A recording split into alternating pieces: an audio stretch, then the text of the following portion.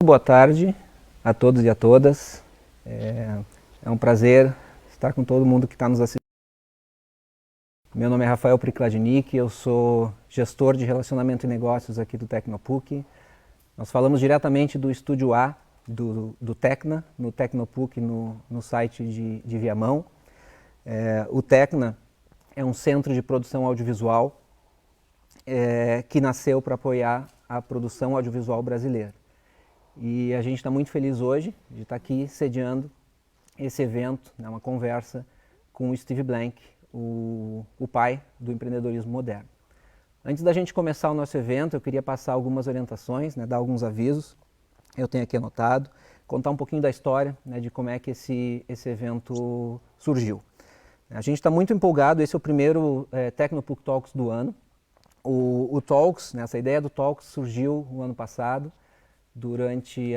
no meio da pandemia do coronavírus, como uma forma de a gente continuar entregando conteúdo de inovação, de empreendedorismo, por meio das nossas plataformas digitais do Tecnopuc. E essa é uma edição super especial, a primeira edição do ano, e ela é uma edição especial por algumas razões.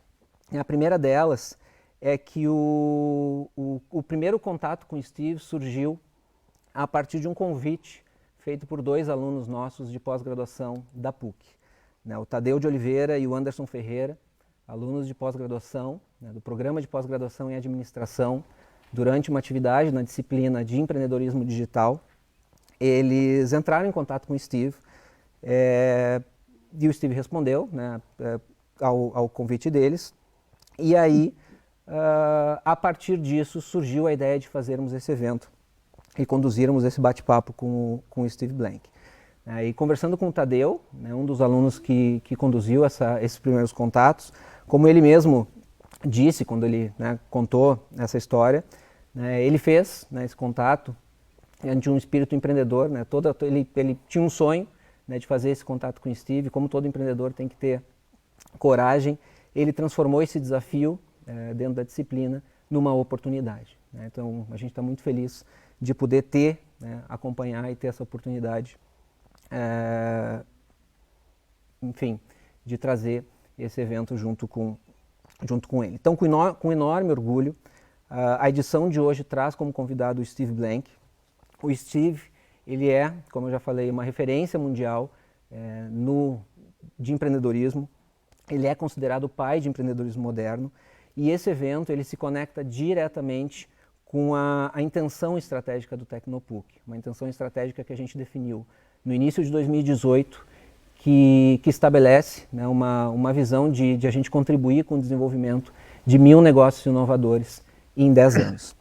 Por isso, a gente tem hoje como host o Leandro Pompermayer, o líder do Tecnopuc Startups, da nossa área de startup, e o Rafael Chanin, integrante da equipe do nodo de startups. Ambos representam essa nossa área que conecta as startups em diferentes estágios, da ideia até a escala, ao nosso ecossistema de inovação e empreendedorismo da PUC e todos os nossos parceiros. Então, antes de passar para eles, eu tenho dois últimos avisos. O primeiro é que a gente vai, depois desse evento com o Steve, disponibilizar essa gravação no canal YouTube da PUC, de forma legendada. Hoje nós não temos tradução simultânea, mas nós vamos depois disponibilizar o vídeo legendado. E após essa conversa que eles vão ter com o Steve, com algumas perguntas pré-selecionadas, nós vamos abrir para algumas perguntas da audiência. Algumas vocês já nos mandaram, então nós já identificamos algumas perguntas e vamos, tendo tempo, responder, se tivermos tempo, responder também algumas perguntas que vocês nos mandarem através do chat. Então, por favor, façam as suas perguntas também através do chat. Bom, dito isso, eu espero que vocês aproveitem muito essa oportunidade, essa 1 hora de bate-papo com o Steve Blank e que vocês saiam todos muito inspirados. Passo então ao Leandro e ao Rafael para conduzirem essa conversa. Ok. Obrigado. Thanks, Rafael. Just a minute. Need to... Yeah.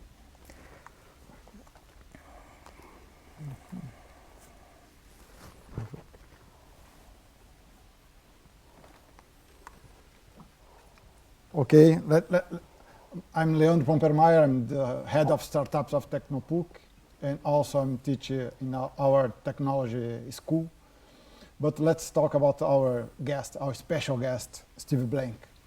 Steve Blank is well known for being the father of the modern entrepreneurship and the writer of very famous books about this subject, 4 Steps to the Epiphany and the Startup Owner's Manual. I think it is a very good pleasure for us to talk this reference about entrepreneurship. And Steve Blank is also professor at Stanford and senior fellow of entrepreneurship at Columbia University. So, hi Steve, thanks so much to be here with us in Brazil and take your time to share your knowledge, your experience with us, with our community.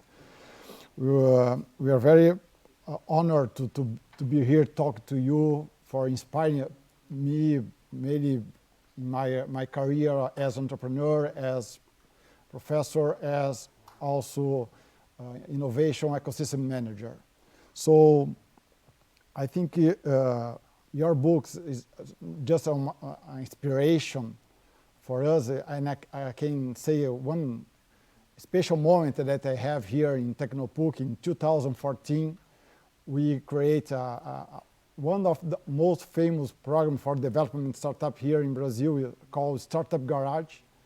And this program entirely was designed using the customer development concept. So not just for that, but include that. Thank you so much, Steve, for your knowledge, for inspiration for us.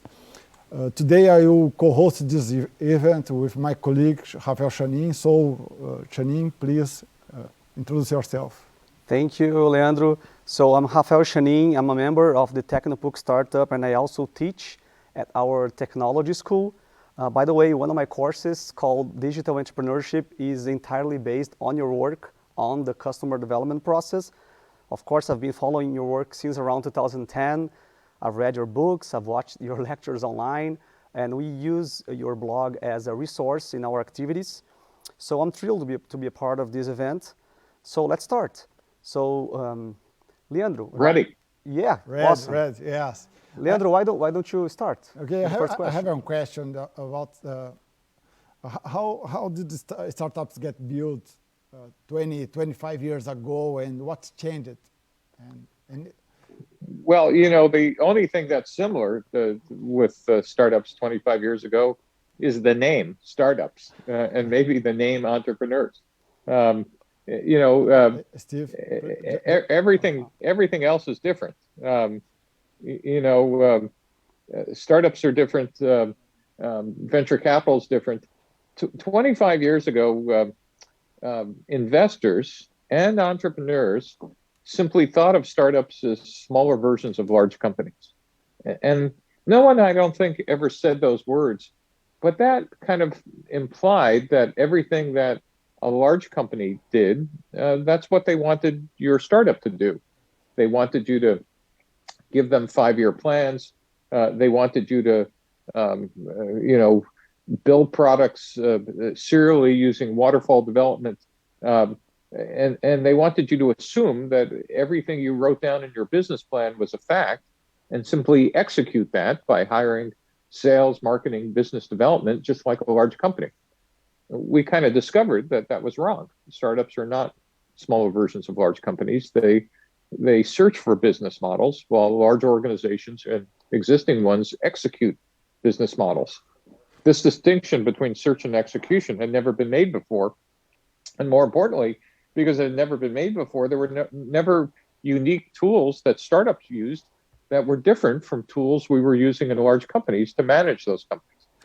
Does that answer your question, or does that at least start us on a do you think interesting discussion? Do you think that lean startup helped these entrepreneurs about this separation from search and execution? Yeah, lean startup. What was that distinction? It was a conscious distinction. I kicked it off by writing the first book that said this, called the 4 Steps to the Epiphany, and in it, I made these observations and then invented the tool of what it was you were supposed to do outside the building. And that tool was called customer development. And then one of my first students, Eric Rees, observed that, Steve, in the 20th century, you built products using waterfall, but gee, I'm a 21st century engineer, and we use something called agile engineering, where we build products incrementally and iteratively and test them as we go. And so we combine customer development with agile. Once Eric had that observation. And then we found Alexander Osterwalder's work in his book called Business Model Generation, which said we could kind of describe an entire business model of a company, not in a 400-page document, but in a single piece of paper, which kind of lays out, about 80 to 90% of the stuff that if you're a founder or early stage CEO, what is it you need to be testing outside the building? We just kind of frame those as hypotheses. And so the sum of my work, Reese's work, and Osterwalder's work kicked off and became this lean startup movement, which basically kind of gave instead of every startup having to reinvent and relearn and by trial and error, how do you build a repeatable process? We now had a toolkit, just like how you built and scaled large companies had 100 years of management tools. In the last 20 years, we've started to build our own management tools for early stage ventures. And the lean startup is one of, not the, but one of those tools to use. Does that answer your question? Yes, of course.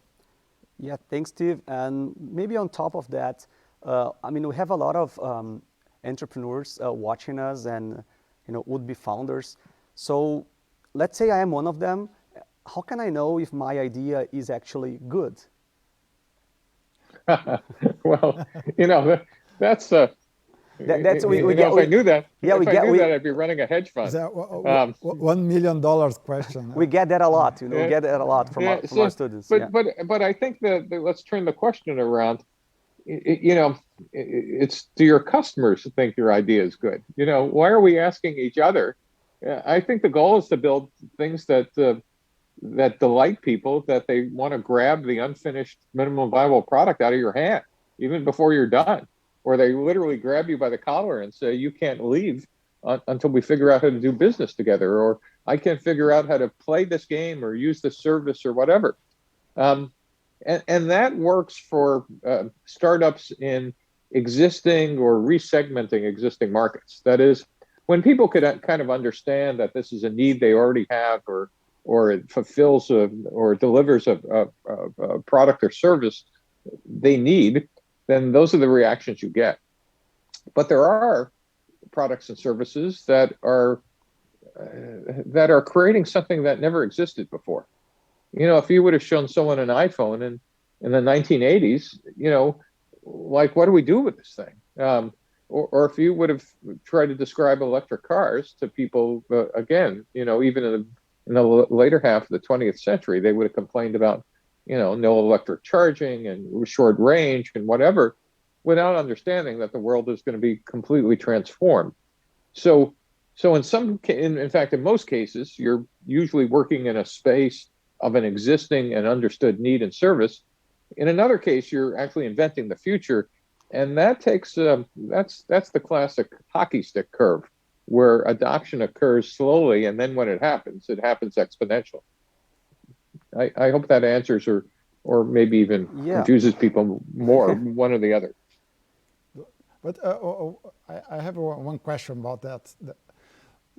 If you are B2C, a company, B2C startup, I think to test this hypothesis, to reach your customers easily, than if you have B2B model. So how can I use this concept to reach another business that could be your customer? Yeah, actually, I wrote the customer development model, having started it inside a B2B enterprise company. So for me, it's a very funny question. I always thought it was easier in a B2B company, because in a business-to-business company, it turns out there are only 3 types of organizational forms, with a couple of variants, right? Companies are either organized by functions, engineering and manufacturing and sales and marketing and whatever, or supply chain, or they're organized by division, either geographic or by product line or something else, or they might be one of those rare matrix organizations that take people out of functions and put them on specific projects for a time period and then they come back. Once you understand there are those three types of organizations, then you could kind of identify, well, in those hierarchies, who are the users, who are the recommenders, who are the decision makers, who are the economic buyers, and most importantly, who are the saboteurs who don't want you inside because it competes with either power or dollars or budget or something else.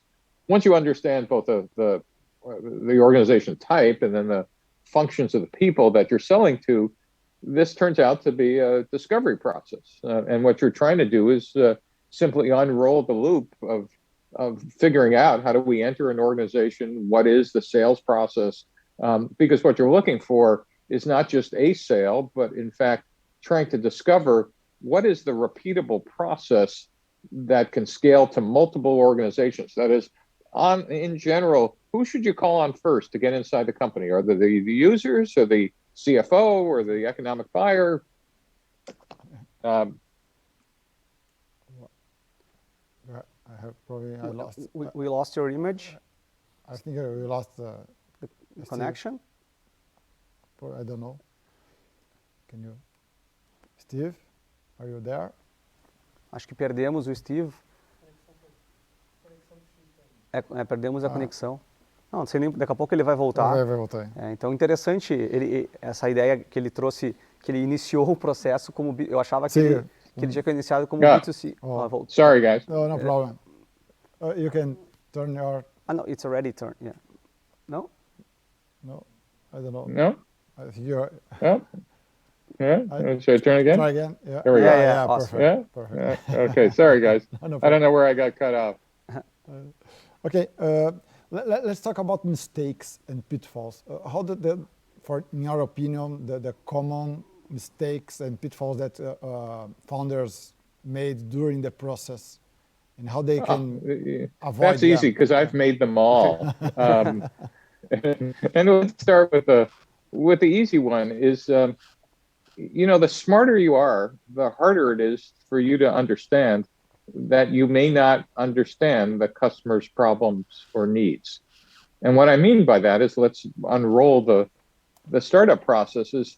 A lot of times founders start off of thinking, hey, let's build this and sell it to these people, without remembering that, while you think you're trying to sell something, people actually don't want to buy, they want to solve a problem. And so implicitly, you've already jumped as a founder to, what their problem is, and you have quantified it, and you understand how important it is, and you understand how they solve it today or don't solve it, and where it sits in the hierarchy of problems. The answer is you probably don't. And that's usually the mistake that I see founders making, is they jump to a solution because they want to build something without deeply living in the customer's shoes. The best founders are ones that used to be that customer, and now they said, I want to build something for me that when I was in that job that would have solved my problem or fulfilled the need, or, et cetera. So I guess step one is jumping into the solution without understanding the problem. The second one is, again, trying to pitch a solution that is trying to sell. Here's our idea. You want to buy it? Rather than going through the steps of customer discovery is, what problem do you have? How are you solving it today? Is it important to solve? Where in the hierarchy is it? If we had a solution that kind of solved it this way, all this without actually showing anybody a product, but as a conversation, and sometimes it's multiple conversations. This is the lean methodology. The mistake I used to make, and I now kind of slap everybody's hand that says, leave your PowerPoint deck at home for at least the first two conversations you have with the customer. Does that make sense? Yeah. Make a lot of sense. So let's move to a concept that we discuss a lot here with our students, with our community, which is the concept of the minimum viable product, or the MVP. So in your definition, do we actually need to build a product or a service, or part of a product or part of a service to test our hypothesis, or any type of experiment, let's say such as like a non-technical experiment such as interview, could be considered an MVP, could be considered an experiment that is testing a hypothesis? Yeah, so let's go back to at least my definition of an MVP. It's whatever you could do to validate every piece of your business model. Whoa, that's different from, gee, I'm building an MVP for my product.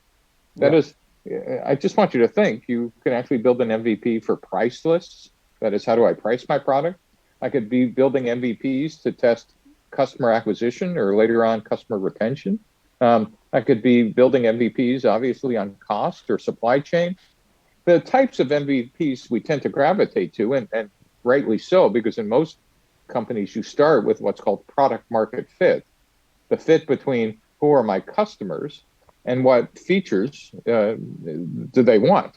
Usually you want to validate that first, but those other pieces of the business model need to be validated as well and typically MVPs are a great way to do it.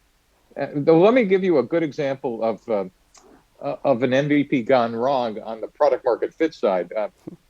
I had students for a while who, for some reason, this was the year everybody wanted to build a drone at Stanford. And this was a team that wanted to put a special camera on a drone called the hyperspectral scanner to fly over agricultural fields of farmers to be able to tell them almost exactly what plant needs not only more water, but more nutrients and what kind. And for big fields, they thought this would be incredibly valuable. Yep. And they would sell the people the data. And so those students left the class and, it's Stanford. So 6 months later, I get a call that says, hey, Professor Blank, I don't know if you remember us. Here's what we're doing. We're raising money for to fund our MVP. How much do you need? Well, we're raising $1 million. $1 million. Wow. What are you going to do? Well, we're going to buy a drone and build one and buy a camera. And I said, what grade did I give you in the class? They said, well, we got an A. I said, well, I'm going to go change the grade to an F because you didn't understand what an MVP is. And they went, no. We're going to build a drone. It's going to be cheap. Don't worry. It's, I said, what business are you in? And by the way, for all of you listening, you should think about this for a second. What business did they say they were in? They were in the providing farmers with data business. They weren't in the drone business. That is, if you think about this for another second, I'll give you another second. What could have been a much simpler MVP to validate whether they had a product that people wanted? Think about this. What they could have done is simply flown an aircraft or even a balloon or a camera over a stick over a farm field and gathered some data and presented the data to farmers. Their product, their business was the data. Their business was not the drone. And when I pointed that out to them, they said, darn, we're engineers. We wanted to build the hardware. But I said, maybe you should want to build the business and that the hardware came second.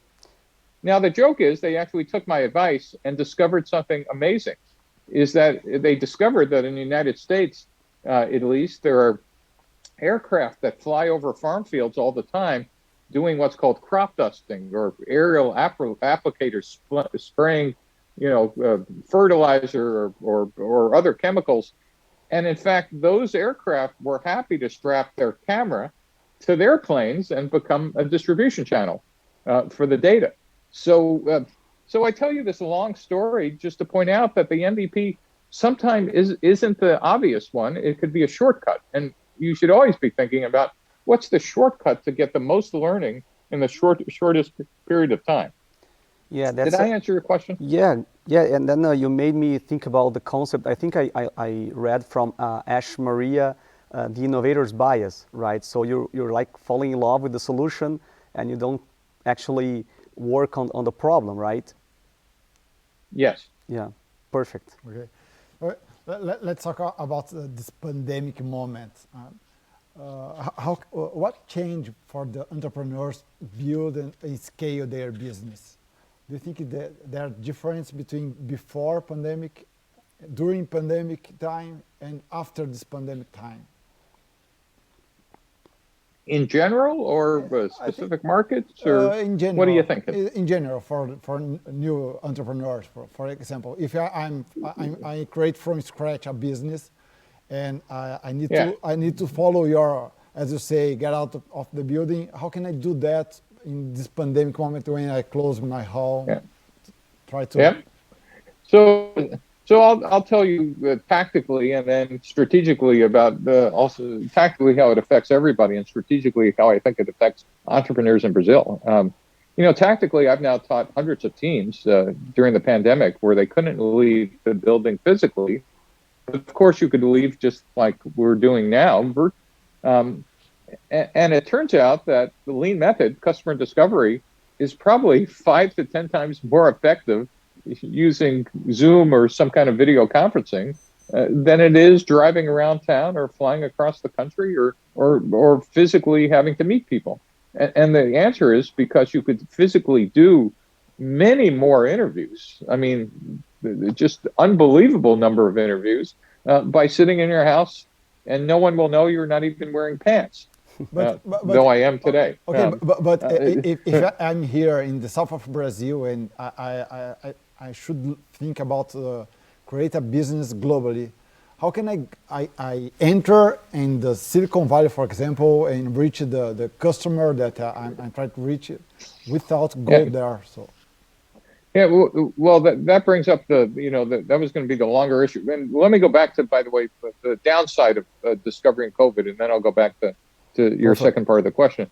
The downside is, of course, since you're not physically in someone's room, you're missing all the verbal cues and the eye rolls and the side glances and the context of other people sitting with you, and that kind of decreases, your ability to kind of read the room. But as I said, it's made up at least in the number of people you could reach. The other downside is, of course, being able to demonstrate minimum viable products. The tendency is to just do kind of swap your screen and show somebody a screen or here's a model. Actually, we train people to actually think of this as like a TV show and spend some time kind of pre-recording small pieces of demos or physical rotations of products or whatever. So you're almost showing them as video clips rather than, attempting to do this live. So there's a little more thought to kind of follow on meetings. But now to answer your question about global, which really is a game changer, I think for folks in Brazil and everywhere. One of the risks in Brazil is that you have such a large market internally, 220 million people or more, and you have a language barrier of obviously, national language of Portuguese, but trying to get to both the rest of South America and then the U.S.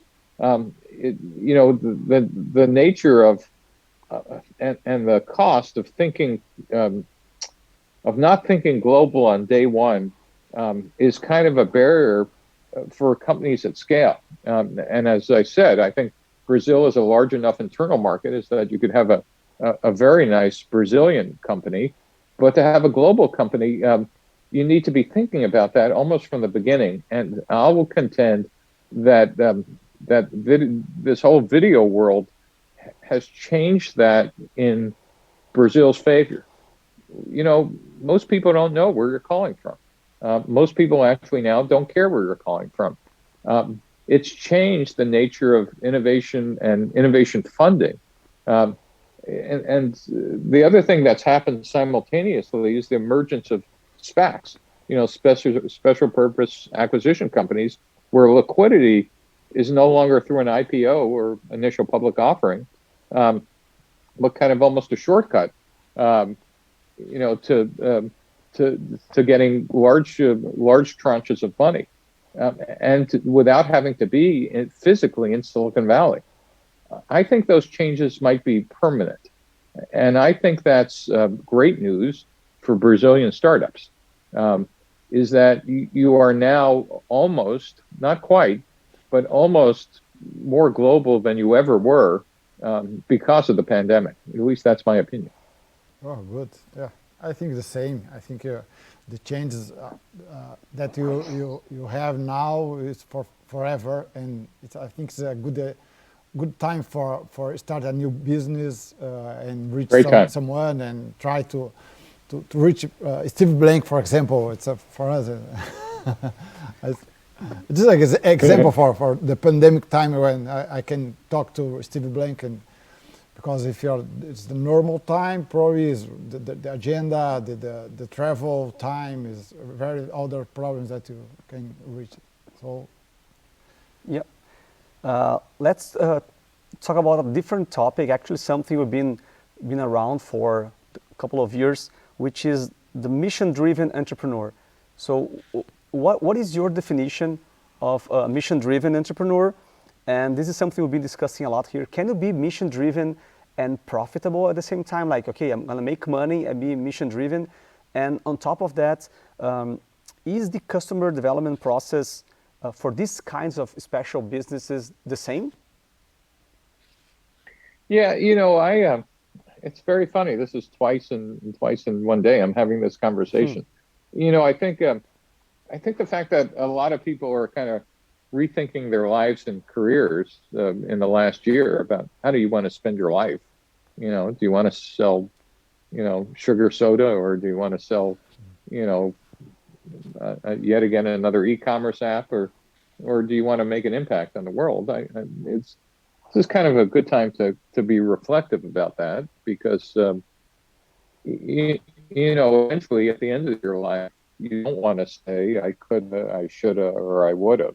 Yeah. And I'm going to answer your question eventually, but I should tell you the other thing within this mission context is that as you're building companies and having any type of career, you ought to remember that sometime in your life, or maybe through your entire life, you need to think about service, and mission is part of service. And what I mean by service is you need to figure out whether you want to serve your God, your country, your community, your family, all of them, some of them, etc.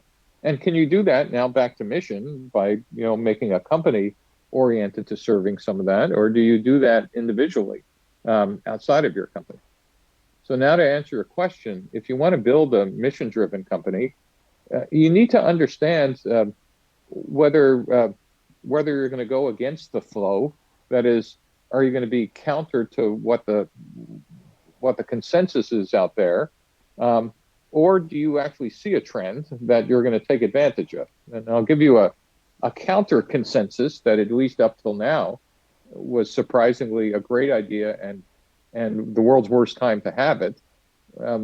Eric Ries, who I mentioned, who, part of the Lean Startup movement, wrote the book, The Lean Startup, recognized that companies were, particularly startups, so focused on short-term gains that he wanted to start a completely different stock market that emphasized long-term gains, and actually started a new stock market last year called the Long-Term Stock Exchange.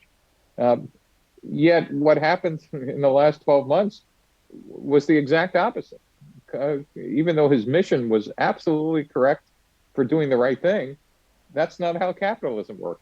People actually did SPACs, which, as I said, were probably the antithesis of holding to the long term. It's how to get liquidity, even though you barely have a company. So I want to tie this back to, if you're going to do something mission-driven, make sure you're not tilting at a windmill, and that you understand the environment you're operating against. What's motivating the current ecosystem, and how do you think you're going to change it, and why? Did I answer your question, or did I answer the wrong question? Yeah, you addressed it. Yeah, because this is a discussion we have a lot here on whether, sometimes, okay, you are mission driven, but if you ended up making a lot of money, that's kind of not well, seen by the community sometimes. So there is a challenge there, that these types of companies, they have to deal with, Yeah, well, at least for me, you could do good by doing well, or you could do well by doing good. Yeah. The latter is, people who work for NGOs or become priests or something else, or you could become, somebody who builds a successful company, who either, takes their money and then gives it back, or builds a mission-driven company that changes the world. Look at Elon Musk and Tesla. Yeah. While you think his goal might be to sell Teslas, he really stated from day one his goal was to get us into a carbon-free environment. And to do that, he was going to start with transportation. So So I think you need to understand is if you're going to operate in a capitalist system, what is it you want to change, and how do you intend on changing it, and what are you up against? Yeah, and in this subject, do you have some thoughts or tips for our audience, for the entrepreneurs that are watching us now? That how can they can create a new business, mission-driven business, and create a very good world in the future? To do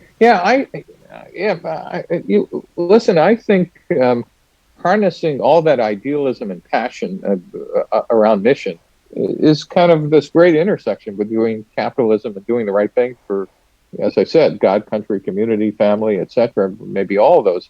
But the part that gets missed, that I see, this is again back to customer development. You need to understand not just the customers, but in this case, the entire order of battle that's arrayed against you about capitalism, the ecosystem, the rent seekers who, and by rent seekers, I mean people who use regulation or corruption to kind of game the system. You got to understand all these obstacles in front of you and use your idealism and passion not to naively go into battle, but to strategically go into battle in changing the world. It's okay, but it's people think in wartime there was a line that says soldiers thought it was great to die for their country, and someone pointed out, no, it's much better to have the other person die for their country. and I use that as a very bad metaphor to say, it's not okay for you to go passionately out and want to change the world if you're designed to fail. You need to spend the time thinking about how you're designing to win.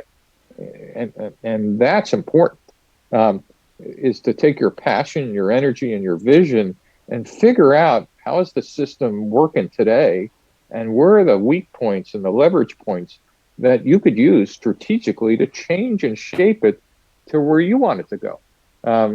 That's a deadly combination, and in a good sense, for entrepreneurs who want to move the world. Do you think the capitalism it's against this mindset of mission-driven business? Because when I ask some entrepreneurs, here's the new entrepreneurs here in Brazil, most of them answer the question why you are creating a new business is just to be rich, not to change the world. In your opinion, where in the lean startup process the entrepreneur could pay attention in this subject?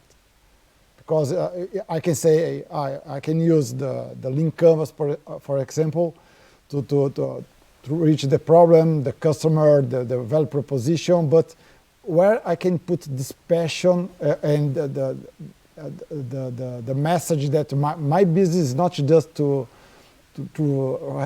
have revenues, but how to give some good for the society as well.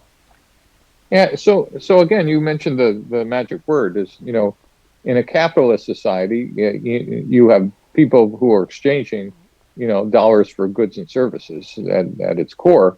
And you want to understand is, do they care about your mission? Or is there a subset enough of potential customers who will care? You might care and your friends might care, but that's typically not a total available market large enough to sustain a business. And by the way, it doesn't even matter to me if people don't care today. Is how are you going to get them to care in enough quantity that you kind of can sustain a business?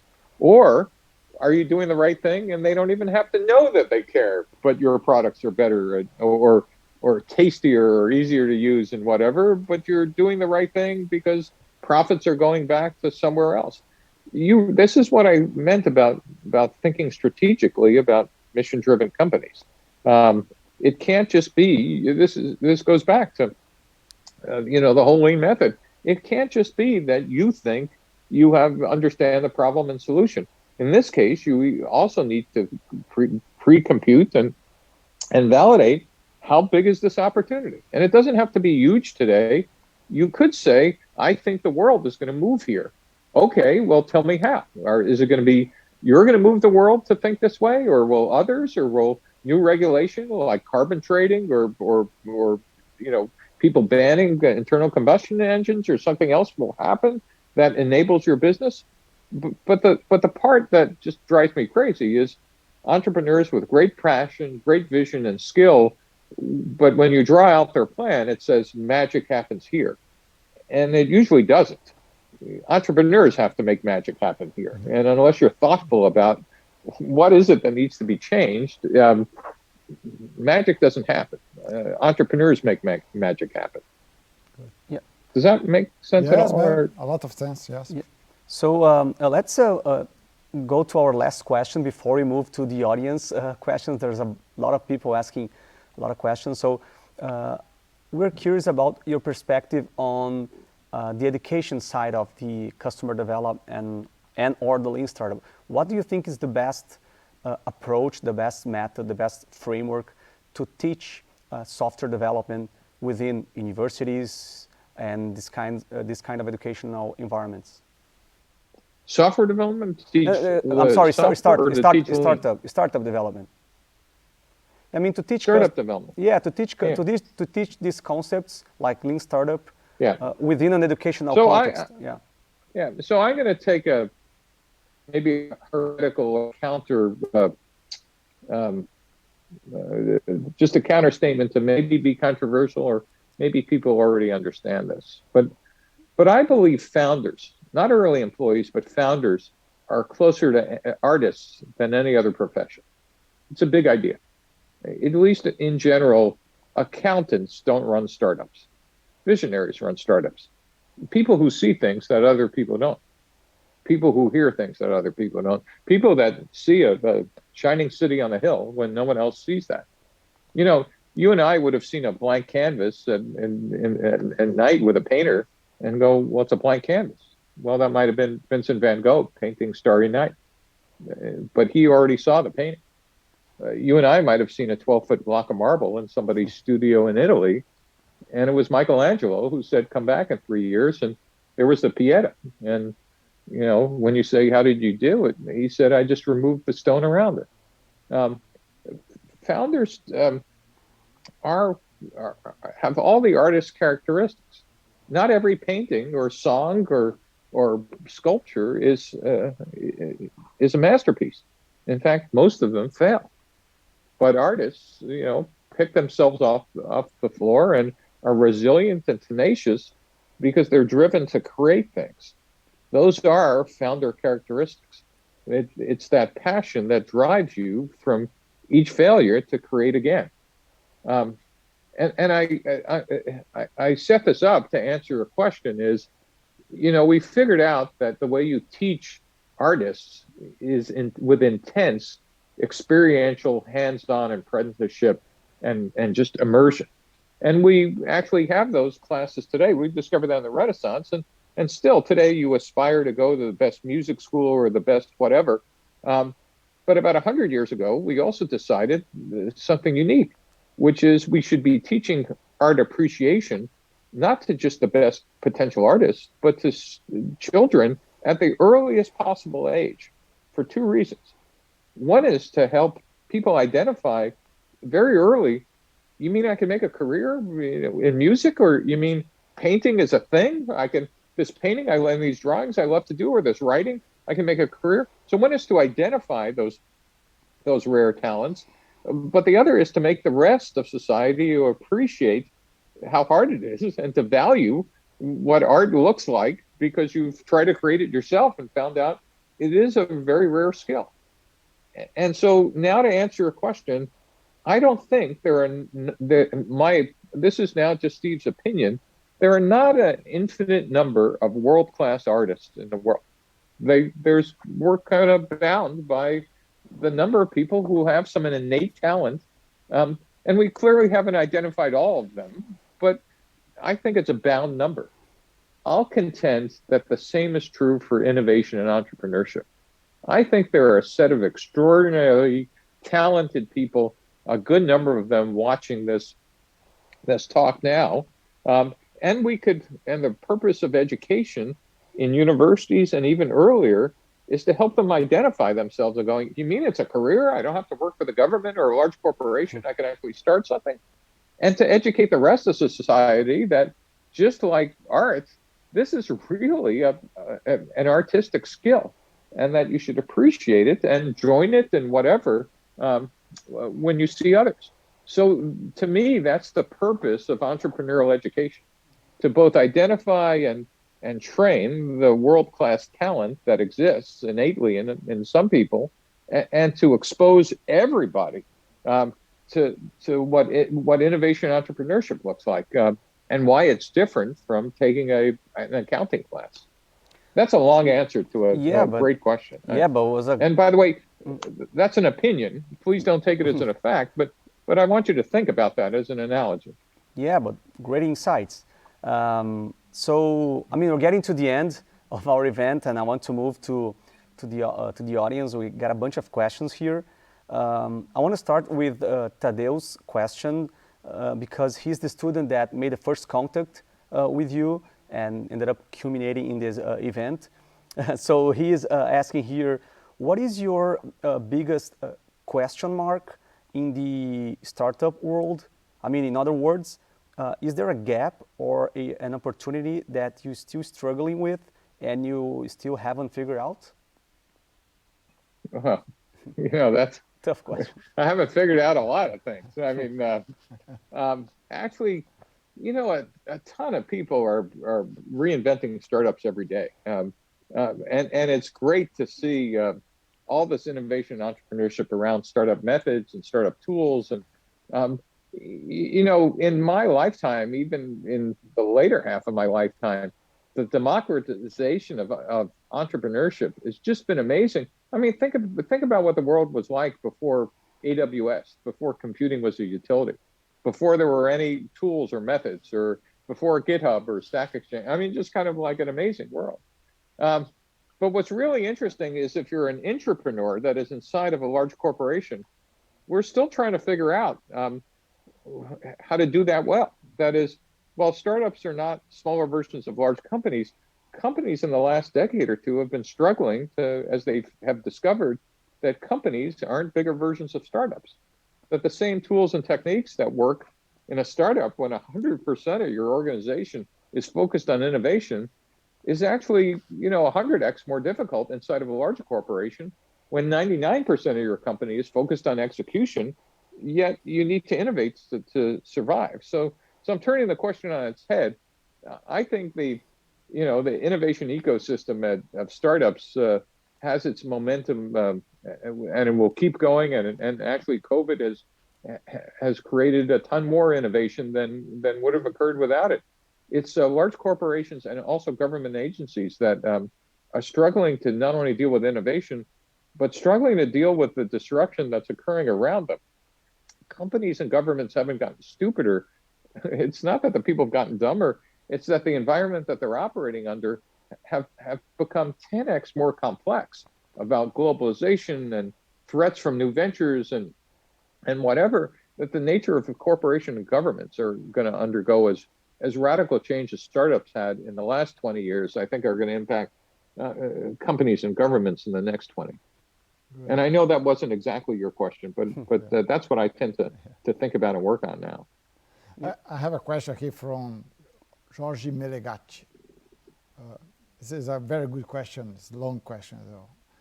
After almost 15 years of the publication of the 4 steps to the epiphany and 10 from the lean startup, I must say that I still see many startups making the same mistakes described in these books. Me too. Even when founders are aware of these methodologies, they still believe blindly on their ideas. Yep. Could you give us an explanation for that? Do you think that something could have been done differently to make this method even more adopted? Or it's a natural thing? Yes, and yes to the question you were about to ask too. So if you want immediate adoption of lean, immediately, overnight, no VC would fund you if you're not practicing the method. Boom, done. the sloppiness, I'll contend, is not in the entrepreneurs, because that's a natural tendency to want to go out and execute your passion. That's just the nature of an artist. The lack of discipline is not, it's not, we're looking in the wrong place. The lack of discipline is investors who are making so much money by throwing stuff against the wall. It doesn't matter. And it might be okay for them. That is but I happen to think is that the investors who are more disciplined might actually be making more money if they could just simply at every board meeting say, well, tell me about your customer discovery process, and where are you in validation, and like how many customers have you talked to this week, and what have you learned, and is this a pivot or attention deficit disorder?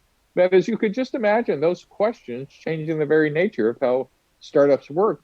Even if the entrepreneurs want to run out, they have to answer to higher power, in this case their investors.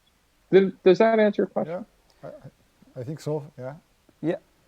So there is another question here related to education. Maybe we can build on top of the last question that I made. It's related to how can we, it says here, how important do you judge startup projects in schools for teens? So like, what is the approach? In other words, I think André Correia here is trying to ask, what is the approach we have to do in order to bring these concepts in very, very early stage, like for maybe teens and teenagers? Yeah, even K through 12, even earlier. I think right now some of the language is confusing. And, that is, you could teach this for small businesses, you could teach it for teens if you just kind of use simpler words. Same concept, but instead of value proposition, you can simply say, so who are you building this for?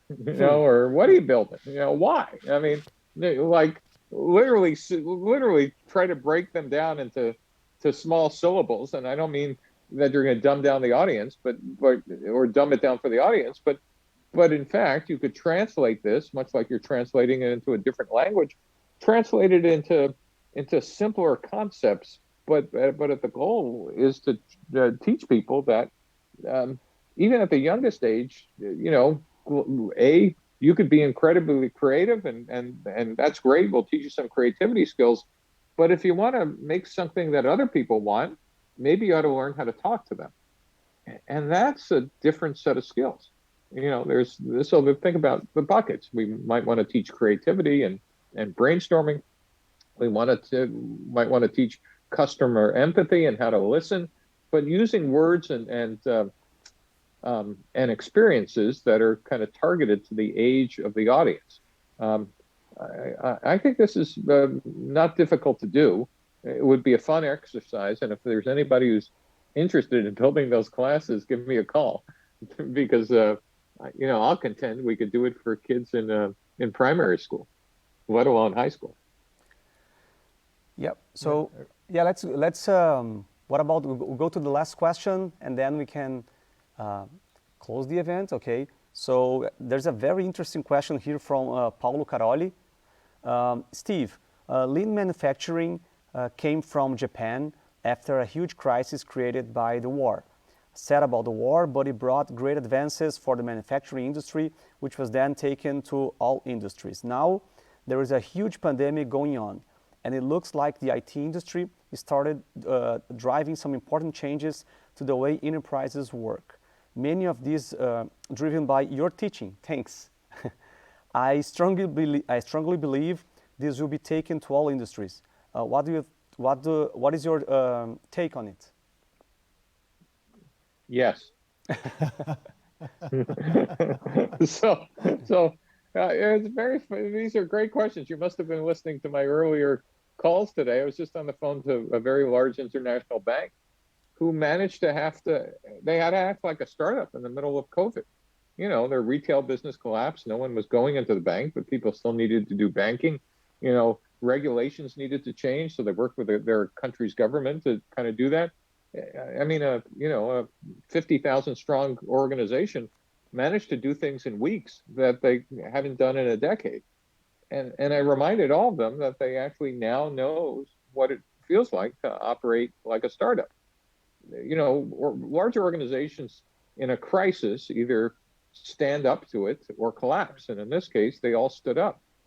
Now the question is, post-COVID, when people go back to work, will they keep up this pace, or at least be able to keep an innovation process going on in parallel with their execution process, and not just be innovative, but be innovative to create new products and services at the same rate that they were doing to kind of just respond to a crisis. And I think that's a challenge for every company. I think we're going to see massive changes. They occurred even in COVID, whether they were cryptocurrencies like blockchain, which I think are here to stay, and Bitcoin, things like blockchain. The world's going to be completely engulfed with cyber attacks, up and down, from finance to infrastructure to whatever. And so there's going to be a constant set of new companies to defend from those. The amount of money, at least in the United States, I apologize for not understanding Brazil, but at least in the United States, pouring into startups are just unimaginable. Startups have more capital now than large corporations, which, imagine coupling this innovation engine with infinite capital. It's a little frightening about the changes we're going to have. And I think I'm looking forward to it. And all of you listening are going to be kind of part of that engine of creation of new opportunities and new innovations. And sitting on this call are people who are going to change not just Brazil, but the rest of the world.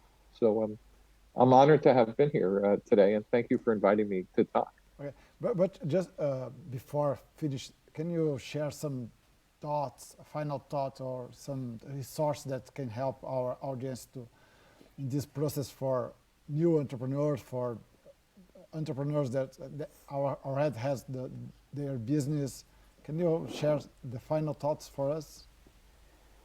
Well, I hate to say you have to read, but it probably is worth reading. There's a series of textbooks and classes and whatever that are, the core 3 books for Lean, if you haven't read, are some of my work. And I also have a website called steveblank.com, and there are categories on the left that you might want to look at. But Eric Ries's work, The Lean Startup, is also a good book that you should have on your shelf. And then Alexander Osterwalder has a series of books, and why I love them is that they're mostly pictures. So even I could understand complicated stuff because, here's the business model, here's a value proposition canvas, and more importantly, he's one of his later books called Testing Business Model Ideas is just a great handbook of tools and tricks on how to do that. So at minimum for entrepreneurs, I would take a long weekend and read through that small stack of literature. And that'll get you into the language and tool set of the beginning of Lean. And then there are hundreds now, literally hundreds of books of, Lean UX, UI, Lean this, Lean that. Lots of great blogs, Hacker News, a million other things. Obviously looking at Stack Exchange and getting stuff on GitHub. I mean, that's a full-time profession. But there's just a ton of things that are both in English and also Portuguese that are out there, and through you, of course, and this university has, a full suite of resources, I'm sure, and links.